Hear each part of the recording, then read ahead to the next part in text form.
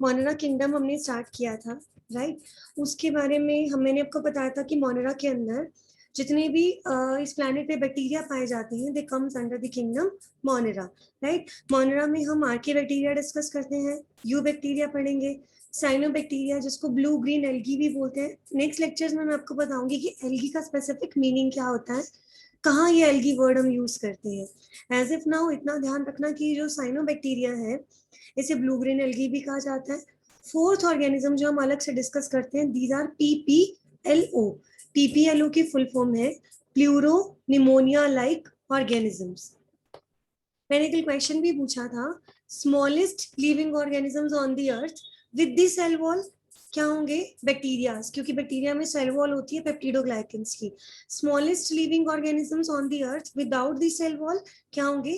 PPLO. PPLO की full form क्या है? पी फॉर प्लूरो, फिर पी फॉर निमोनिया, निमोनिया में पी साइलेंट होता है, L for like, O for organism. Pleuro pneumonia like organism मतलब बैक्टीरिया और ये दोनों ही अर्थ पे स्मॉलेस्ट हैं, सबसे छोटे हैं। बट डिफरेंस क्या है? बैक्टीरिया में सेल वॉल है, पीपीएलओ में सेल वॉल नहीं होती। हर किंगडम में आपको ऐसे ही पढ़ना है, हम ऑलरेडी डिस्कस कर चुके हैं बेसिक उसके फीचर्स क्या है। उसके बाद हम पढ़ेंगे कि उसको हम क्लासिफाई कैसे करते हैं। तो मोनेरा के बारे में हम डिस्कस कर रहे थे, how do we classify kingdom Monera. Kingdom Monera को यहाँ मैंने 7 पार्ट्स में डिवाइड किया है। एनसीईआरटी में इसे डायरेक्टली पैराग्राफ फॉर्म में दिया हुआ है, ये उसी की ही एक्सप्लेनेशन है डिटेल में, और इतना मोर देन इनफ है आपके लिए कॉम्पिटिटिव एग्जाम्स के लिए प्लस बोर्ड्स के लिए। यहाँ तक आपका कॉन्सेप्ट अच्छे से क्लियर हो जाएगा इसका। फर्स्ट क्लासिफिकेशन मैंने बताया कि on the basis of the conditions where they are found, bacteria कहाँ कहाँ मिलते हैं, हैबिटेट क्या है, उनका घर क्या है, कहाँ वो रहते हैं, उसके बेसिस पे क्लासिफाई करना। शेप के बेसिस पे, फ्लैजेला प्रेजेंट है या नहीं है उसके बेसिस पे, और ग्राम स्टेनिंग के बेसिस पे। यहाँ स्टेनिंग का मतलब मैंने आपको बताया था डाई करना, कलर ले लेना। हैंस क्रिश्चियन ग्राम नाम के साइंटिस्ट ने ये प्रोसेस दिया था, उन्हीं के नाम पे इसको नाम दिया गया था ग्राम स्टेनिंग। ये वेइंग करने वाला ग्राम नहीं है, ये ग्राम उस साइंटिस्ट के नेम पर है। तो हमने ये 3 क्लासिफिकेशन ऑलरेडी डिस्कस की थी कि कुछ बैक्टीरिया ऐसे हैं जो एक्सट्रीमली हार्श कंडीशंस में रहते हैं। हार्श कंडीशंस का मतलब होता है बेटा बहुत एडवर्स कंडीशंस, जहां पे एक नॉर्मल बैक्टीरिया सर्वाइव करने की नहीं सोच सकता। एक्सेस में हॉटनेस, ज्यादा गर्मी, ज्यादा सॉल्ट कॉन्सेंट्रेशन होना, ज्यादा एसिडिटी होना, ऐसी एक्सट्रीम कंडीशंस में जो सर्वाइव करते हैं वो है आर्कीबैक्टीरियाज। इवन एनिमल्स की गट के अंदर, गट का मतलब होता है इंटेस्टाइन, इंटेस्टाइन को गट भी बोलते हैं, जीयूटी गट। इवन एनिमल्स की, कैटल्स की गट के अंदर भी ये बैक्टीरिया पाए जाते हैं, इसको हम बाद में डिटेल में करेंगे। ए से आर्की बैक्टीरिया, ए से एंशियंट, ये ध्यान रख लेना कि ये कौन से बैक्टीरिया है, एंशियंट बैक्टीरिया, और इनको कहा जाता है ओल्ड बैक्टीरिया। जो ये यू बैक्टीरिया है, they are known as true bacteria और मॉडर्न बैक्टीरिया, ये हम डिस्कस कर चुके थे, ठीक है। उसके बाद हमने पढ़ा था शेप, बैक्टीरिया की अलग अलग शेप होती है, ऐसे राउंड शेप का है तो कहेंगे कोकाई या फिर कोकस, ठीक है। विब्रियो, कॉमा शेप के बैक्टीरिया को क्या बोलोगे? विब्रियो। ये आपको नाम याद रहने चाहिए, आगे आगे देखना आपको नाम में ही उसकी शेप पता लगेगी। स्ट्रेप्टोकोकस लिखा हुआ आएगा, तो जैसे ही स्ट्रेप्टोकोकस लिखा आएगा, कोकस वर्ड से आप समझ जाओगे कि जो बैक्टीरिया है वो राउंड शेप का है। विब्रियो कॉलेरा, जो कॉलेरा डिसीज कॉज करता है, हैजा, वो विब्रियो वर्ड आ गया, इट मींस उसका बैक्टीरिया कैसा दिखाई देगा? Comma shape. Spirillum, as a name indicate, spiral के जैसे है। ओवल, ओवल शेप के बैक्टीरिया है। बेसिलस का मतलब होता है रॉड, रॉड की तरह जो बैक्टीरिया बने हुए होते हैं, they are known as the bacillus. Mycelium, जो थ्रेड के जैसे होंगे। तो शेप के बेसिस पे भी ये अलग अलग है। फिर ये बड़ा इंपॉर्टेंट है, दो कोकाई अगर ज्वाइन हो जाते हैं तो बोलते हैं डिप्लोकोकस, डिप्लो मतलब टू, चेन बन जाती है तो बोलते हैं स्ट्रेप्टोकोकस, मतलब राउंड शेप बैक्टीरिया है और वो एक चेन की फॉर्म में प्रेजेंट है। स्टेफाइलो का मतलब होता है वो एक दूसरे के ऊपर ऐसे ढेर लगा लेते हैं, this is known as staphylococcus. ये सबके लिए सेम रहेंगे। अगर मैं बोलूं डिप्लोबेसिलस तो मेरा मतलब होगा कि दो बैक्टीरिया है और बेसिलस शेप के हैं, मतलब रोड शेप के। मैं बोलूं स्ट्रेप्टोबेसिलस, स्ट्रेप्टोबेसिलस में क्या होगा? चेन की शेप के होंगे, चेन में होंगे, और बेसिलस शेप में होंगे, रोड की शेप में, राइट। अगर मैं बोलूं स्टेफाइलोबेसिलस तो वो बेसिलस होगा, लेकिन क्या होगा? ऐसे बल्क में प्रेजेंट होगा। उसके बाद है फ्लैजेला, मैं थोड़ा सा इसको रिवीजन करा के फास्ट कंप्लीट करके उसके बाद फिर एनिमेशन दिखाऊंगी, तब देखना आपको कितना क्लियर होता है। ये फ्लैजिला हो सकता है बैक्टीरिया में फ्लैजिला हो सकता है बैक्टीरिया में फ्लैजिला नहीं हो। जैसे ह्यूमन बींग्स में हमारी 2 आर्म्स हैं, 2 लेग्स हैं, ये हमारे लिम्स हैं। लिम्स बोलते हैं अपर लिम, आर्म्स को बोलोगे, लोअर लिम्स लेग्स को बोलोगे। मूवमेंट में, लोकोमोशन में हमारी हेल्प करते हैं। इन द सिमिलर वे इनके पास क्या रहते हैं, सीलिया या फिर फ्लैजिला। सीलिया होते हैं छोटे छोटे हेयर लाइक स्ट्रक्चर जो पूरी बॉडी में होंगे, ठीक है। फ्लैजिला होंगे जो थोड़े लॉन्ग होते हैं इस तरीके से। तो अगर बैक्टीरिया में फ्लैजिला है तो उस बैक्टीरिया को कहेंगे कि ये बैक्टीरिया ट्राइकस है। फ्लैजिला नहीं है तो हम कहेंगे ए ट्राइकस है। फिर अगर फ्लैजिला है तो वो एक है तो मोनोट्राइकस, 2 है तो एम्फीट्राइकस। इस तरह से 2 जगह है। अगर एक ही जगह पे कई सारे प्रेजेंट हैं तो सेफेलोट्राइकस। कल मैंने बताया था ये वाला पोर्शन किसी कॉम्पिटिटिव एग्जाम के लिए, नीट के लिए इंपॉर्टेंट है। अदरवाइज बोर्ड्स के लिए बेसिक अंडरस्टैंडिंग के लिए इतना ही काफी है कि फ्लैजिला प्रेजेंट है तो क्या कहोगे, फ्लैजिला एब्सेंट है तो क्या कहोगे। यहाँ से इमेज बेस्ड क्वेश्चन आते हैं कई बार। इस तरह की मान लो इमेज बनाई है, आपको आइडेंटिफाई करना है कि ये रोड शेप बैक्टीरिया है और इसमें इतने सारे ये फ्लैजिला और पूरी बॉडी में फैले हुए हैं, तो आप इसको क्या नाम दोगे, पेरीट्राइकस का।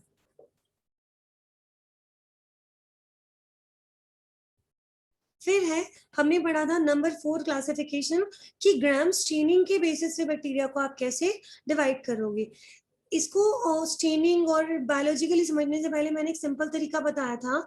बैक्टीरियाज हैं, बैक्टीरिया पे डाई डालनी है, कौन सा बैक्टीरिया कलर ले लेता है, कौन सा बैक्टीरिया कलर नहीं लेता, उसके बेसिस पे ये क्या है, क्लासिफिकेशन। तो ये जो प्रोसेस है ये दिया था हेंस क्रिश्चियन ग्राम नाम के साइंटिस्ट ने। उन्हीं के बेसिस पे इसको नाम दिया गया था ग्राम स्टेनिंग। स्टेनिंग का मतलब होता है बेटा यहाँ पे डाई करना, और जो बैक्टीरिया डाई ले लेगा वो एट लास्ट कैसा दिखाई देगा, पर्पल कलर का, ठीक है। तो आपको यही देखना है इसमें क्या होगा। अब ये डिफरेंस क्यों है कि बैक्टीरिया डाई ले लेते हैं, यानी ये कल हम डिस्कस ऑलरेडी कर चुके हैं कि मान लो ये जो डाई ले लेता है वो क्या है, ग्राम पॉजिटिव बैक्टीरिया।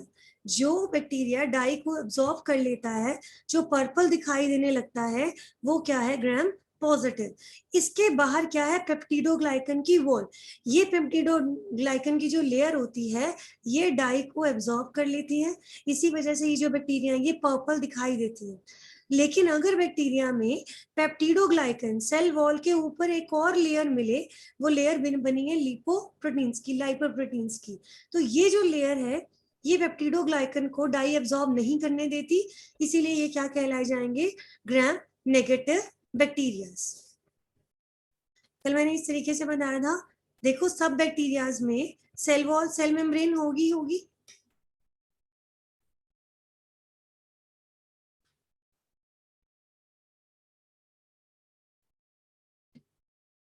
सब बैक्टीरियाज में ये एक तरह से ये क्या है, इसकी सेल मेम्ब्रेन, सेल मेम्ब्रेन है। इसके ऊपर क्या है, पेप्टिडोग्लाइकन की लेयर। ये सभी बैक्टीरियाज में होगी। अंदर क्या है, सेल मेम्ब्रेन, और बाहर क्या है, वॉल। वॉल किसकी बनी है, पेप्टिडोग्लाइकन की। बट कुछ बैक्टीरियाज ऐसे भी होंगे जिनमें मेम्ब्रेन तो है ही है, वॉल भी है, बट उसके ऊपर एक एक्स्ट्रा लेयर और प्रेजेंट है, that layer is of lipoproteins. तो जो पेप्टिडोग्लाइकन होती है, वॉल होती है, इसके ऊपर अगर डाई डाली जाए तो ये एब्जॉर्ब कर लेते हैं और ये कैसे बन जाएंगे, पर्पल। तो ऐसे बैक्टीरिया को कहा गया ग्राम पॉजिटिव, कि ये वो बैक्टीरिया हैं जो ग्राम वाली डाई को एब्जॉर्ब कर लेते हैं, they are gram positive. But ऐसे बैक्टीरिया जिनमें ज्यादा लेयर्स हैं, एक्स्ट्रा लेयर प्रेजेंट है, ये वाली जो लेयर है बाहर बाहर, अगर इसके ऊपर डाई को आप डालोगे तो ये एब्जॉर्ब नहीं कर पाएगी। ऐसे बैक्टीरिया को आप क्या बोलोगे, ग्राम नेगेटिव बैक्टीरिया, ठीक है। यही सब इसमें मेंशन किया है, इसको पढ़ लेना। तो ग्राम नेगेटिव में से और ग्राम पॉजिटिव में से हमारे लिए ज्यादा हार्मफुल कौन से हैं, ग्राम नेगेटिव, क्योंकि इनके ऊपर लेयर ज्यादा होती हैं। ज्यादा लेयर होने की वजह से ये अपनी प्रोटेक्शन बहुत बेहतर तरीके से कर पाते हैं। अगर ये हमारी बॉडी में इन्फेक्शन करते हैं तो हम अगर इनके लिए कोई मेडिसिन लेते हैं तो वो इन पे जल्दी असर नहीं करती। जनरली बैक्टीरिया का इन्फेक्शन होगा तो हम क्या खाते हैं, एंटीबायोटिक्स। ये वाले बैक्टीरिया को किल करना थोड़ा मुश्किल है। कुछ बीमारियां बैक्टीरियल ऐसी होती हैं जो बहुत जल्दी से ठीक नहीं हो पाती। उसका रीजन क्या है कि कुछ बैक्टीरिया जो है काफी ज्यादा स्ट्रॉन्ग होते हैं, उन्हें किल करना बहुत ज्यादा डिफिकल्ट होता है। नेक्स्ट है मोड ऑफ द रेस्पिरेशन, कि जो बैक्टीरियाज है वो रेस्पायर कैसे करते हैं। अगर बैक्टीरियाज ऑक्सीजन की प्रेजेंस में ही रेस्पिरेशन कर सकते हैं, अदरवाइज नहीं कर सकते, जैसे हम लोग हैं, हम लोग बिना ऑक्सीजन के रेस्पायर नहीं कर सकते, ठीक है। तो ऐसे बैक्टीरियाज को क्या कहा जाता है, एरोबिक बैक्टीरियाज। ध्यान रखना, एरोबिक, एरोबिक मतलब एयर से रिलेटेड है ये वर्ड, एयर में क्या होती है, ऑक्सीजन। तो जितने भी, अब ये एरोबिक रेस्पिरेशन है, रेस्पिरेशन का मतलब होता है मेटाबॉलिज्म होना बॉडी में, जितने भी एंजाइम्स चाहिए होंगे ये कहाँ प्रेजेंट होंगे, इनके साइटोप्लाज्म के अंदर। इनकी ये सेल है बैक्टीरिया की, ये जेनेटिक मटेरियल प्रेजेंट है। अब इनके पास कोई न्यूक्लियस तो है नहीं, तो रेस्पिरेशन करने के लिए जो भी एंजाइम चाहिए वो कहाँ है, साइटोप्लाज्म के अंदर। प्लस जब हम बैक्टीरिया का स्ट्रक्चर बनाते हैं, जैसे ये बैक्टीरिया की सेल वॉल है, ये बैक्टीरिया की सेल मेम्ब्रेन है, मेम्ब्रेन अंदर अंदर कहीं ना कहीं एक बैलून की शेप में फोल्ड हो जाती है, इस स्ट्रक्चर को बोलते हैं मीजोजोम। जैसे हमारे अंदर माइटोकॉन्ड्रियाज होते हैं, इनके अंदर क्या है, मीजोजोम्स, जो काफी हद तक रेस्पिरेशन में इनकी मदद करते हैं। बैक्टीरिया जो है वो रेस्पायर कर सकते हैं, अगर वो ऑक्सीजन की प्रेजेंस में रेस्पायर करते हैं दे आर एरोबिक, अगर वो ऑक्सीजन के बिना रेस्पायर करते हैं तो वो क्या होंगे, एनारोबिक बैक्टीरियाज। ये क्लियर है, दो डिफरेंस। अब अगर वो एरोबिक है तो उसको बहुत सारे एंजाइम्स चाहिए रेस्पायर करने के लिए, वो कहाँ प्रेजेंट होंगे, साइटोप्लाज्म में। मीजोजोम एक ऑर्गेनल है जो मेम्ब्रेन की इनफोल्डिंग से ही बनता है, वो भी रेस्पिरेशन में काफी हद तक इनकी हेल्प करेगा, ठीक है। फिर है एनारोबिक रेस्पिरेशन, जो बैक्टीरिया बिना ऑक्सीजन के रेस्पायर कर जाते हैं, those bacterias are known as the anaerobic bacteria. तो अब ये क्या ऑक्सीजन नहीं लेते, तो ये रेस्पायर करने के लिए एनर्जी प्रोड्यूस, रेस्पिरेशन का मतलब क्या होता है, हम गैसेस लेते हैं, गैसेस हमारी बॉडी में जाती हैं, खास जो हमारा हम खाना खा रहे हैं उसकी ब्रेक डाउन होती है, ठीक है, मेटाबॉलिज्म होता है, तब जाके हमें एनर्जी मिलती है। तो इसी तरह से अब ये ऑक्सीजन तो ले नहीं रहे हैं, तो एनर्जी सोर्स किसको यूज करेंगे, अगर एनारोबिक बैक्टीरियाज, एनारोबिक मतलब ऑक्सीजन की एब्सेंस में जो रेस्पायर करते हैं, अगर ये कार्बोहाइड्रेट्स को as a source of energy use करते हैं तो उस प्रोसेस को कहेंगे हम फर्मेंटेशन। फर्मेंटेशन का मतलब है anaerobic respiration where carbohydrates are source of energy. Are you getting my point? कि सबसे पहले सिंपल क्लासिफिकेशन पढ़ लो, एक ऐसे बैक्टीरिया जो सिर्फ ऑक्सीजन की प्रेजेंस में रेस्पायर करते हैं, एक ऐसे बैक्टीरिया जो बिना ऑक्सीजन के रेस्पायर करते हैं, ये है एरोबिक, और ये वाले कौन से होंगे, एनारोबिक। अब एनारोबिक में ऑक्सीजन तो वो लेते नहीं है, तो वो एनर्जी सोर्स किसको यूज कर रहे हैं, अगर वो कार्बोहाइड्रेट्स को यूज करते हैं तो उसको कहेंगे हम फर्मेंटेशन, अगर वो प्रोटीन्स को as a source of energy use करते हैं हम बोलेंगे putrefaction. This is not purification, it is putrefaction. ये बहुत बार नीट में क्वेश्चन पूछा जाता है, what do you mean by putrefaction. Anaerobic respiration when proteins are used as a source of respiration, या फिर आप कह सकते हो सोर्स ऑफ एनर्जी। डिके, अगर बैक्टीरिया डेड डिके मैटर को यूज करते हैं as a source of energy तो उसको क्या बोलेंगे हम, डिके। तो दुनिया में जितने भी बैक्टीरियाज पाए जाते हैं वो दोनों रेस्पिरेशन शो करते हैं, एरोबिक भी एनारोबिक भी। हम लोग हायर ऑर्गेनिजम्स जो है हम बिना ऑक्सीजन के रेस्पायर नहीं कर सकते, अगर हम बिना ऑक्सीजन के रेस्पायर कर सकते होते तो आज ऑक्सीजन की इतनी नीड ही नहीं होती हमें, ठीक है। तो इस तरह से रेस्पिरेशन के बेसिस पे भी इसे दो कैटेगरीज में डिवाइड किया जा सकता है। नेक्स्ट है mode of reproduction. Respiration clear है, फिर मैं आगे बढ़ूंगी क्योंकि ये थोड़ा सा समझने में डिफिकल्ट है। रेस्पिरेशन क्लियर हुआ?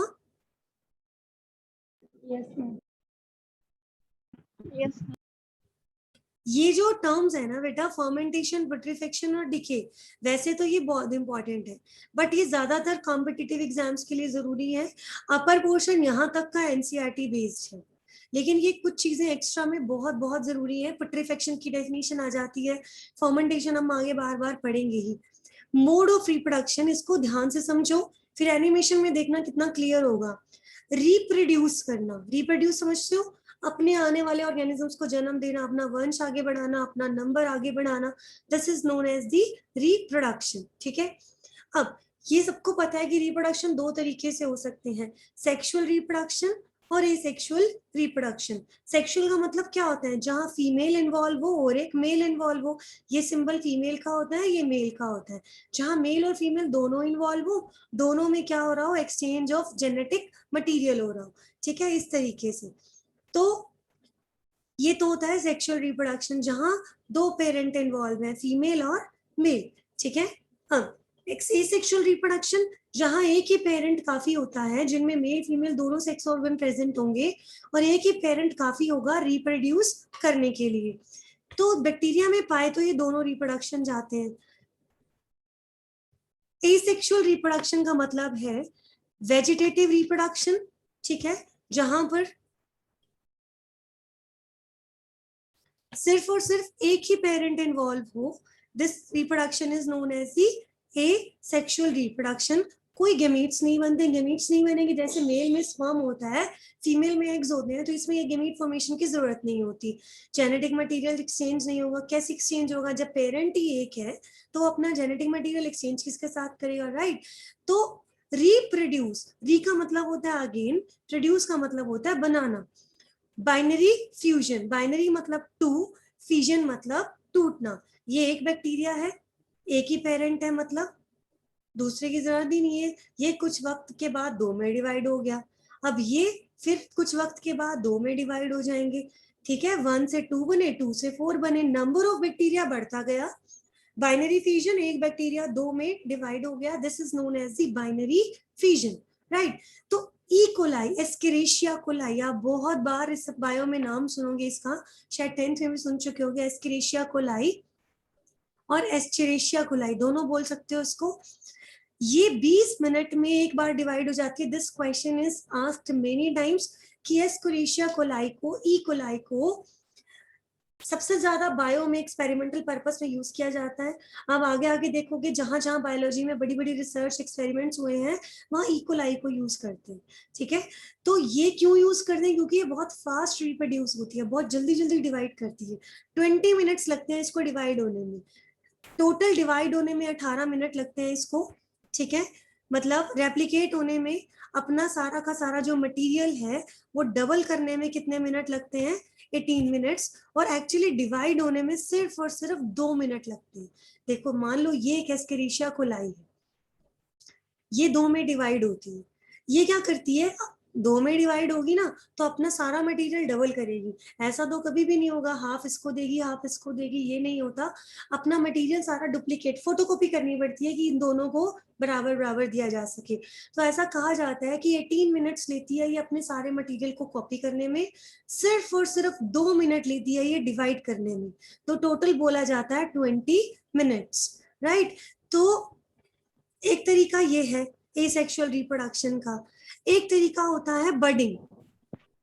बडिंग समझते हो, बाइनरी फ्यूजन, और एक होती है बडिंग। ये रेयर होती है। बडिंग का मतलब क्या होता है, जैसे ये एक बैक्टीरिया है, बैक्टीरिया के ऊपर छोटा सा बड, गांठ की तरह बना, कुछ टाइम बाद वो बड़ा बैक्टीरिया पेरेंट अलग हो गया, वो जो बड है वो टूट के अलग होके एक नया बैक्टीरिया बना देगी। देखो, यहाँ पे भी बैक्टीरिया ने 1 से 2 बनाए हैं, लेकिन तरीका अलग है। वहां क्या था, बैक्टीरिया सीधा 1 से 2 में डिवाइड हो गया था, लेकिन यहाँ क्या है, पहले उसकी बॉडी पे एक बड अराइज हुई, फिर बड जो है वो अलग होके एक नया ऑर्गेनिज्म, नया बैक्टीरिया बना देगी। ये बहुत रेयर है, very very rare mode of reproduction. Most common क्या है, बाइनरी फ्यूजन। जब भी बैक्टीरिया के हालात अच्छे हैं, आसपास की कंडीशंस बहुत बढ़िया हैं, प्रॉपर फूड मिल रहा है, प्रॉपर रेस्पिरेशन है, सब कुछ बहुत अच्छा है, तो वो बाइनरी फ्यूजन से या बर्डिंग से डिवाइड होता जाएगा, अपनी तादाद, अपना नंबर जो है वो बढ़ाता जाएगा, राइट। लेकिन कभी कभी ऐसा भी हो जाता है कि उसके आसपास की कंडीशंस अच्छी नहीं है, फेवरेबल नहीं है, उस वक्त वो डिवाइड नहीं करते, वो अपने आप को छुपा के रखते हैं। That hidden nature is known as, that criteria is known as endospore formation. Endo का मतलब होता है यहाँ पे बेटा, एंडो मतलब इनसाइड, स्पोर का मतलब होता है प्रोटेक्टिव एरिया बना लेना। Bacteria If conditions are not suitable, then the bacteria do not divide for the some time. हमेशा के लिए नहीं, कुछ वक्त के लिए ये रुक जाते हैं, ठीक है। अपनी बॉडी में एंडोस्पोर बनाते हैं और उसके अंदर वो छुपके रह जाएंगे। जो स्पोर होता है ना, जैसे ये एक स्पोर बन गया, स्पोर ने अपने स्पोर के अंदर बैक्टीरिया ने अपने आप को हाइड करके रख लिया। ये स्पोर हाईली रेजिस्टेंट होते हैं, कितनी मर्जी हीट आ जाए, कितना मर्जी एसिड आ जाए, कितना मर्जी सॉल्ट आ जाए, किसी चीज का कोई असर नहीं होता, बैक्टीरिया प्रोटेक्टेड रहता है, अपने ऊपर एक तरह से कवच बना लेता है। This is known as the endospore formation. This is a way of protection.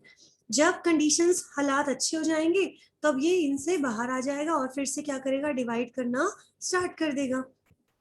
समझ में आया? मैंने अब तक आपको बताया कि बैक्टीरिया जो होते हैं वो दो तरीके से डिवाइड कर सकते हैं, asexual mode of reproduction and sexual mode of reproduction. Asexual किसको बोलते हो कि जब एक ही पेरेंट इन्वॉल्व है, एक 2 में डिवाइड हो जाएगा, फिर 2 4 में, 4 8 में, ऐसे नंबर बढ़ाता जाएगा। एक्चुअली अब उसकी पॉपुलेशन इसमें बढ़ रही है। एक तरीका है बर्डिंग का, ये बैक्टीरिया है, इसके ऊपर छोटी सी बर्डर आई थी, थोड़ी देर बाद वो बर्ड अलग हो जाएगी, बैक्टीरिया अलग हो जाएगा। Very commonly asked question is कि एस्केरिशिया कोलाई बायोलॉजी में सबसे ज्यादा रिसर्च पर्पस में यूज होती है बैक्टीरिया, इसका रेप्लिकेशन टाइम कितना है, कितने वक्त में अपने आप को डिवाइड करती है, 20 मिनट्स में, और ये बाइनरी से करती है, बर्डिंग से ये नहीं करती। तब क्या होगा जब कंडीशंस अच्छी ना हो, जब बैक्टीरिया डिवाइड नहीं करना चाहता, उस वक्त वो अपने आप के कवच सा बना लेता है, प्रोटेक्शन बना लेता है, that is known as the endospore formation. ये टेम्परेरी होता है, जैसे ही कंडीशंस अच्छी हो जाएंगी वो वापस बाहर निकल आएगा। ये हो गया। फिर है अब सेक्सुअल रिप्रोडक्शन, ये बहुत ध्यान से सुनना है आपको। सेक्सुअल रिप्रोडक्शन जहां पे दो पेरेंट इन्वॉल्व होंगे, ठीक है, यहाँ पे दो पेरेंट इन्वॉल्व होते हैं, एंड यहाँ क्या है, very important, exchange of the genetic material. मैं आपको इसका एनिमेशन दिखाऊंगी, बहुत ब्यूटीफुली इसमें एक्सप्लेन किया हुआ है। कहने का मतलब है यहाँ पर ये एक बैक्टीरिया है, ये एक बैक्टीरिया है, समझ रहे हो? नंबर 1, नंबर 2, इसको बहुत ध्यान से समझना। ये दो पेरेंट है, ठीक है, ये अपना जेनेटिक मटेरियल एक्सचेंज कर रहे हैं एक दूसरे के साथ, राइट। अब क्या होगा, जेनेटिक मटेरियल इनका आपस में क्या हो गया, एक्सचेंज हो गया। लेकिन सेक्सुअल रिप्रोडक्शन से बैक्टीरिया का नंबर कभी भी बढ़ता नहीं है, वो नंबर अपना बाइनरी फ्यूजन से और बर्डिंग से ही बढ़ाते हैं, ठीक है। सपोज इसमें जेनेटिक मटेरियल है ऐसा ऐसा, और इसमें इस तरीके का, ये मैं सिर्फ तुम्हें समझाने के लिए बता रही हूँ, ऐसा नहीं है। दोनों ने अपना जेनेटिक मटेरियल एक्सचेंज कर लिया, इसका कुछ मटेरियल इसमें चला गया और इसका कुछ मटेरियल इसमें आ गया, जेनेटिक मटेरियल एक्सचेंज हो गया। अब ये डिवाइड वही तरीके से करेंगे, बाइनरी फ्यूजन से, ये 2 में डिवाइड हो जाएगा और ये 2 में डिवाइड हो जाएगा। यहाँ ध्यान देने वाली बात है कि जब भी बैक्टीरिया को अपना नंबर बढ़ाना होगा, मैं फिर से कह रही हूँ, गौर करना इस पे, बैक्टीरिया ने जब भी अपना नंबर बढ़ाना है, किससे बढ़ाएगा, ए सेक्सुअल रिप्रोडक्शन से।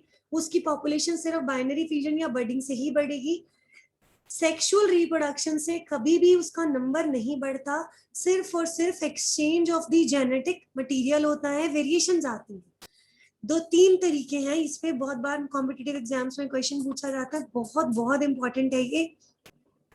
3 तरीके हैं, transformation, transduction and conjugation.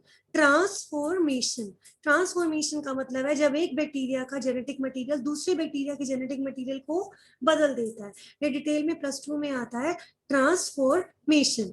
Transduction का मतलब क्या होता है, जब एक वायरस एक बैक्टीरिया से दूसरे बैक्टीरिया में जेनेटिक मटेरियल बदलने में मदद करता है। कॉन्जुगेशन में तब दो बैक्टीरिया के बीच में ब्रिज बनता है। मैं आपको दोबारा एक बार अच्छे से समझाती हूँ।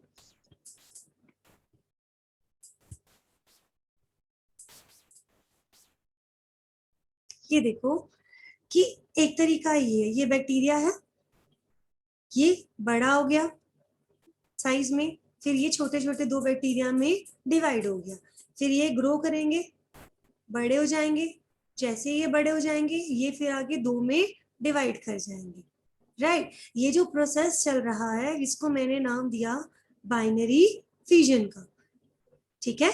बाइनरी फ्यूजन का मतलब क्या होता है, 2 में डिवाइड कर जाना एक बैक्टीरिया का।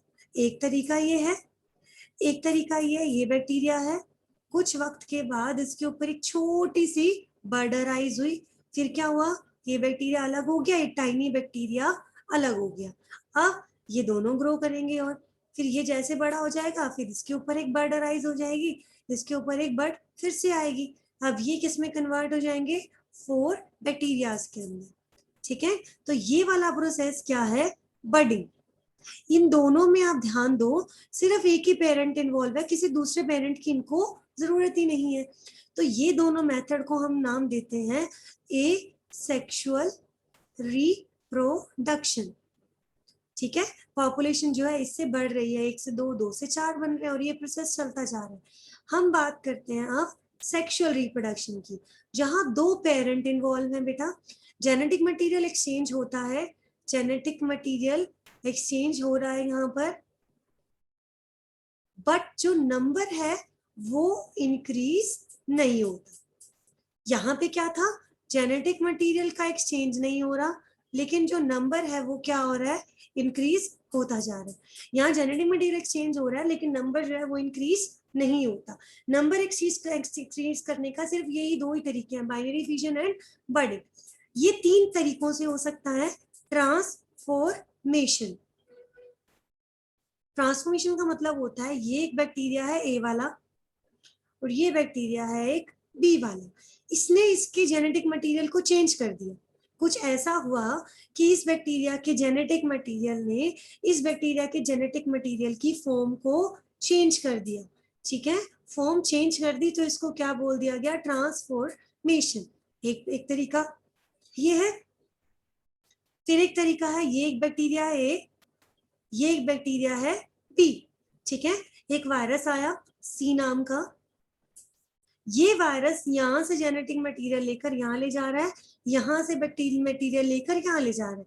ये वायरस मदद कर रहा है, इसका जेनेटिक मटेरियल इसमें ले जाओ, इसका इसमें ले जाओ। तो इस प्रोसेस को क्या कहा गया है, ट्रांसडक्शन। और एक चीज ध्यान रखना, बैक्टीरिया में जो वायरस होते हैं उनको, हमारे में जो वायरस है उसको हम सिंपल कहते हैं वायरस, इनमें जो वायरस होता है उसको हम कहते हैं बैक्टीरियोफेजेस। हम में जो होंगे उनको कहेंगे सिंपल फेजेस, इनमें बैक्टीरियोफेजेस। एक तीसरा तरीका है कि ये बैक्टीरिया ए है और ये बैक्टीरिया बी है, इन्होंने एक ब्रिज बना लिया आपस में। इस ब्रिज के थ्रू इसका जेनेटिक मटेरियल इसमें जा सकता है, इसका जेनेटिक मटेरियल इसमें आ सकता है। This process is known as conjugation. यहाँ से क्वेश्चन बहुत बार उठता है कि अगर बैक्टीरिया को अपना नंबर बढ़ाना है, पॉपुलेशन बढ़ानी है, तो वो कौन सा रिप्रोडक्शन करेगा, एसेक्सुअल। अगर उसको जेनेटिक मटेरियल एक्सचेंज करना है तो वो कौन सा होगा, सेक्सुअल। नंबर हमेशा इसी से बढ़ेगा, ये सेक्सुअल से, बाइनरी फिजन या बर्डिंग से। ये 3 तरीके से है। ट्रांसफॉर्मेशन, जब एक बैक्टीरिया का जेनेटिक मटेरियल दूसरे बैक्टीरिया की फॉर्म को चेंज कर देगा, this is known as the transformation. जब 2 बैक्टीरिया के बीच में एक वायरस मदद करता है जेनेटिक मटेरियल इधर उधर चेंज करने में, this is known as transduction. जब 2 बैक्टीरिया के बीच में ब्रिज बन जाता है और वहां से जेनेटिक मटेरियल एक्सचेंज होता जाता है, that process is known as conjugation. यहाँ मैंने हर चीज एक्सप्लेन किया है, आप इसको अपने आप से पढ़ लेना एक बार। ठीक है,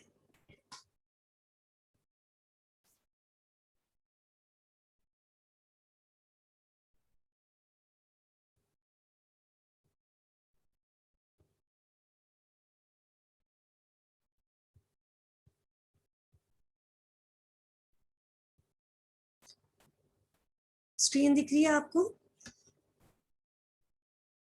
can you see this screen, please reply करो बेटा।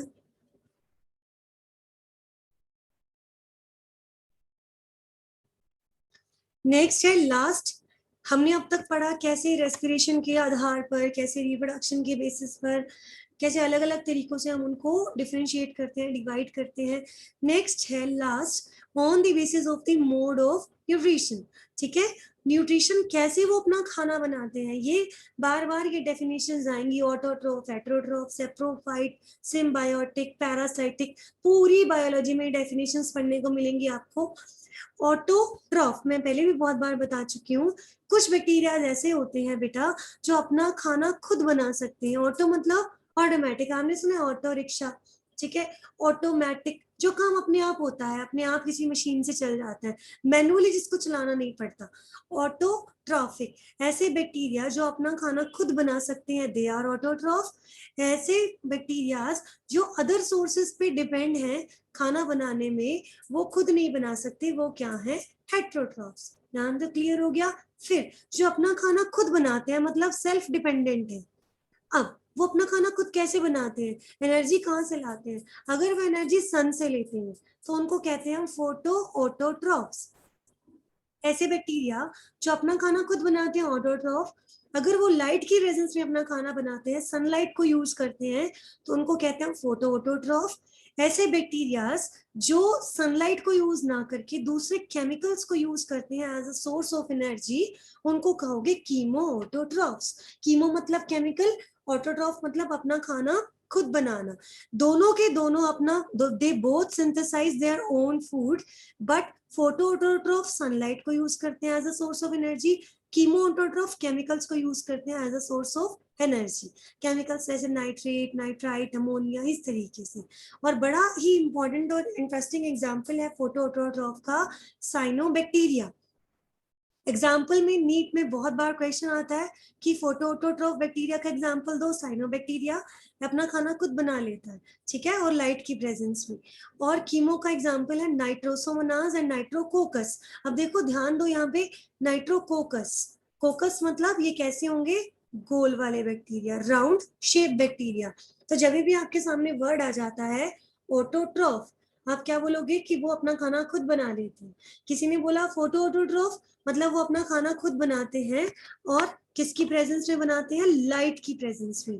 किसी ने आपको बोला कीमो ऑटोट्रॉफ्स, मतलब कीमो ऑटोट्रॉफ्स का मतलब क्या है, जो अपना खाना खुद बनाते हैं लेकिन किसकी प्रेजेंस में, केमिकल्स की प्रेजेंस में बनाते हैं, ठीक है। फिर आते हैं हेट्रोट्रॉफ्स, जो अपना खाना खुद नहीं बना सकते, दूसरे सोर्सेस पे डिपेंडेंट है। इनके अलग अलग तरीके हैं। हो सकता है ये किसी डेड और डिके मैटर पे रहते हो और वहां से अपना खाना ले ले, खुद तो ये बना नहीं सकते, तो उनको क्या बोलोगे आप, सेप्रोफाइट्स, जो डेड डिके मैटर से लेते हैं। और इसका एग्जाम्पल है क्लोस्ट्रीडियम। फिर आते हैं सिम्बायोटिक। सिम्बायोटिक का मतलब होता है कि ये बैक्टीरिया किसी दूसरे ऑर्गेनिज्म के साथ सिम्बायोटिक रिलेशनशिप बनाते हैं। सिम्बायोटिक का मतलब होता है एक दूसरे को फायदा देना, कि एक कहता है मैं तुझे ये दे दूंगा, दूसरा उसे कुछ और दे देगा, दोनों को क्या होगा, बेनिफिट। इसका एग्जाम्पल है राइजोबियम, ठीक है। पैरासाइटिक, पैरासाइटिक तो सबको पता है, कुछ बैक्टीरिया दूसरों की बॉडी में रह के वहां से न्यूट्रिशन लेते हैं। कितने बैक्टीरिया हमारी बॉडी के अंदर रहते हैं, हमें नुकसान करते हैं, बीमारियां फैलाते हैं और हमसे ही न्यूट्रिशन लेते हैं। एग्जाम्पल है विब्रियो कॉलेरी। विब्रियो मतलब ये कौन सा होगा, कॉमाशी। तो बड़ा क्लियर सा क्लासिफिकेशन है कि ऐसे बैक्टीरिया जो अपना खाना खुद बनाते हैं ऑटोट्रॉफ्स, ऐसे बैक्टीरिया जो अपना खाना खुद नहीं बनाते हैं हेट्रोट्रॉफ्स, जो लाइट की प्रेजेंस में खुद बनाते हैं फोटो ऑटोट्रॉफ्स, केमिकल की प्रेजेंस में वो कीमो ऑटोट्रॉफ्स। जो डेड डिके मैटर से अपना खाना लेते हैं वो है सेप्रोफाइट्स, जो दूसरों के साथ सिम्बायोसिस करते हैं, म्यूचुअल रिलेशनशिप बना के रहते हैं, सिम्बायोटिक। जो दूसरों की बॉडी के अंदर एज अ पैरासाइट रहते हैं वो क्या होंगे, पैरासिटिक। इस तरीके से इनके कुछ कुछ एग्जाम्पल हैं इंटरेस्टिंग से, वो लर्न करने और इनका क्लासिफिकेशन आपको लर्न करना है।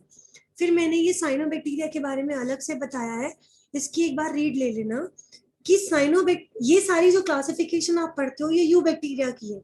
जब भी आपके सामने नाम कोई लेता है प्रोकैरियोट्स, मोनेरेंट्स, तो आप समझ जाओ कि वो यू बैक्टीरिया के बारे में बात कर रहा है, अनलेस अनटिल आर्कीबैक्टीरिया का नाम जो है वो मेंशन नहीं किया है। साइनोबैक्टीरिया जो होते हैं वो यू बैक्टीरिया की ही एक टाइप है, ठीक है। ये अपना खाना खुद बनाते हैं इन दी प्रेजेंस ऑफ लाइट। ये आपको मैंने सारी डिटेल लिखी है साइनोबैक्टीरिया की, इसको पढ़ लेना। They can synthesize their own food by using light as a source of energy. कहा जाता है कि ये वो ऑर्गेनिजम्स थे जिन्होंने अर्थ पे सबसे पहले ऑक्सीजन रिलीज की थी।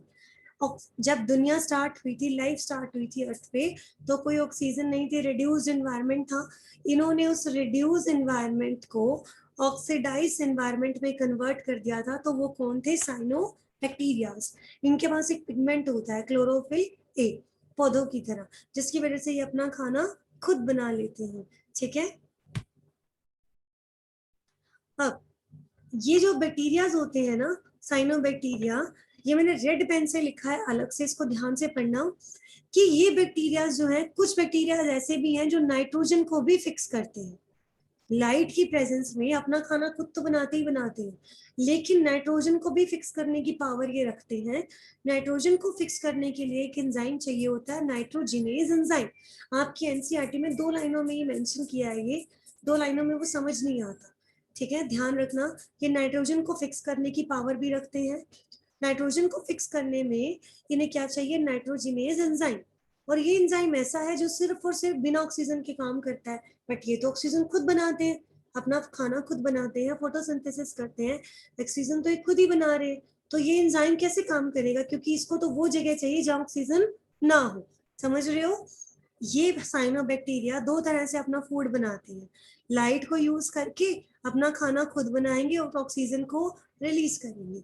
एक तरीका यह है कि ये नाइट्रोजन को भी फिक्स करते हैं। जब ये नाइट्रोजन को फिक्स करते हैं, एंजाइम चाहिए नाइट्रोजिनेज। इस एंजाइम की खासियत है कि ये बिना ऑक्सीजन के ही काम करता है। तो ये बैक्टीरिया क्या करते हैं, अपने ही अंदर एक ऐसा स्ट्रक्चर बनाते हैं, हेट्रोसिस्ट, जहां पे ऑक्सीजन नहीं होती। वो स्ट्रक्चर के अंदर ये अपना क्या कर लेंगे, नाइट्रोजन को फिक्स करेंगे। कहने का मतलब है, इन्होंने अपनी बॉडी में ही एक हिस्सा ऐसा बना दिया जो ऑक्सीजन फ्री है।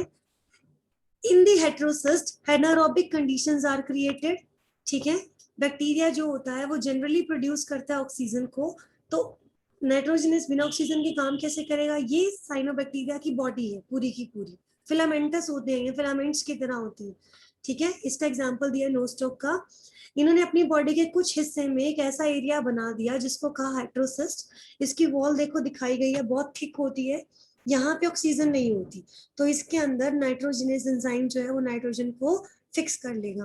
बट जरूरी नहीं है कि ये सब में हो, कुछ कुछ साइनोबैक्टीरिया में ये नहीं भी होता।